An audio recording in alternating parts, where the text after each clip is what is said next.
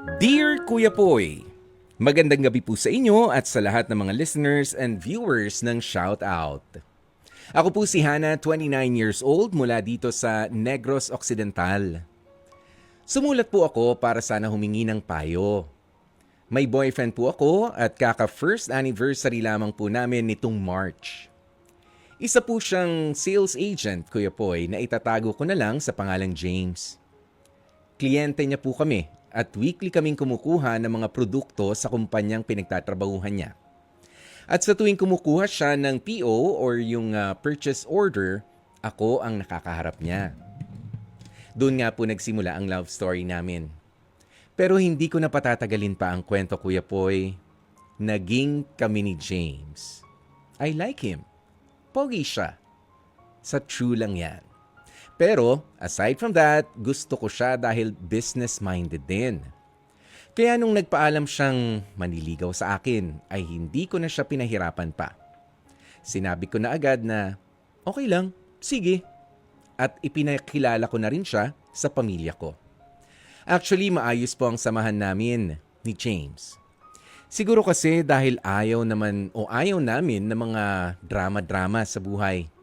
Kung may konting problema, agad naman namin tong pinag-uusapan at inaayos. Buti na lang talaga ay alalay namin ang isa't isa. Pag may konting aberya sa mga plano namin o sa mga lakad, lalo na kung due to uncontrolled events or mga factors na hindi namin nakita, hindi na namin yun pinag-aawayan pa, Kuya Poy. Ang kaso nga lang, ito na. Nakatanggap siya ng bagong assignment sa trabaho nila. Hindi ako sure kung promotion nga ba ito pero kailangan kasing lumipat ni James sa Maynila mula dito sa aming probinsya. Doon na siya ma-assign at hindi sinabi ng boss niya kung hanggang kailan aabutin ang assignment niyang yon. Ayaw tanggapin yun ni James kasi ay magkakalayo raw kami. Ang sweet, di ba, ng boyfriend ko. Pero ang sabi ko, pwede naman akong bumisita. Pwede pa rin naman kami magkita kahit twice a month dahil pwede naman akong mag-book ng flight ng mas maaga para mas mura. Pero ang sabi niya, meron daw siyang option na he can stay in Bacolod. Bakit ako pa raw ang para nagtutulak sa kanya na lumayo at umalis? Pero para sa akin kasi, Kuya Poy, nasasayangan ako sa opportunity na ibinigay sa kanya ng company nila. Pinili ka eh. Ang ibig sabihin, may mas malaki kang potensyal kaysa sa mga kasama mo. Tinry ko naman pong i-explain na sayang kasi yung opportunity na ibinibigay sa kanya.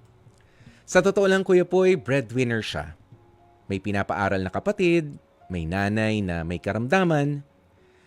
Ayoko naman na parang ako pa maging rason para hindi gumaan ang buhay nila.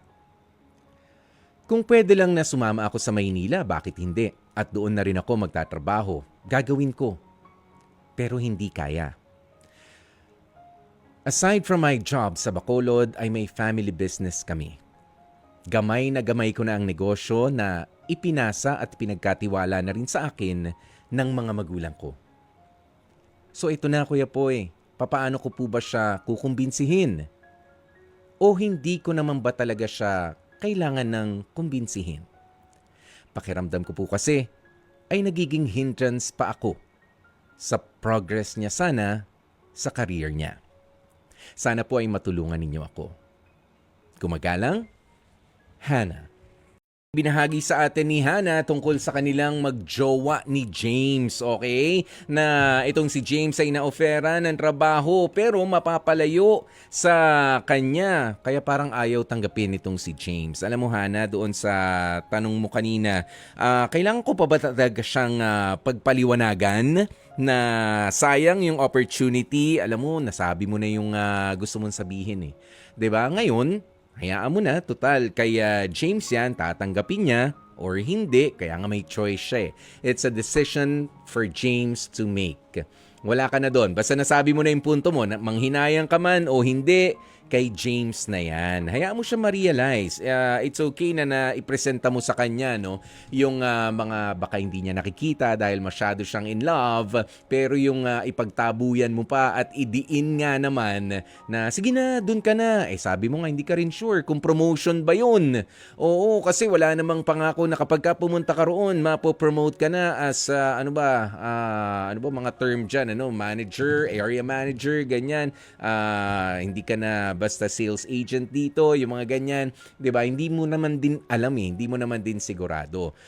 Pero kung meron din naman siyang choice na pumunta doon at hindi niya pala kayanin after let's say a week or two, na pwede naman siya na bumalik, 'di ba?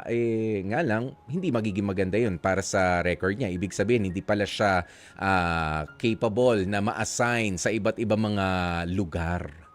'Di ba? Baka may problema doon sa baka may problemang mag-arise din doon sa kumpanya nila kapag ka nabisto na baka mahina rin ang loob nitong si James na sumubok sa ibang lugar naman. Pero hayaan mo na, wag mo na masyadong pabigatin yung loob mo. Basta nasabi mo na mga kailangan mong sabihin sa kanya, hayaan mo siya, encourage mo na lamang para doon sa opportunity. Pero kung ayaw talaga, di wag. Walang sisihan. Wala nang lingunan sa likod kapag ka nalampasan nyo na. Pagka lumampas na yung desisyon na yan para sa kanya, na ibigay sa iba yung opportunity, wala nang sisihan.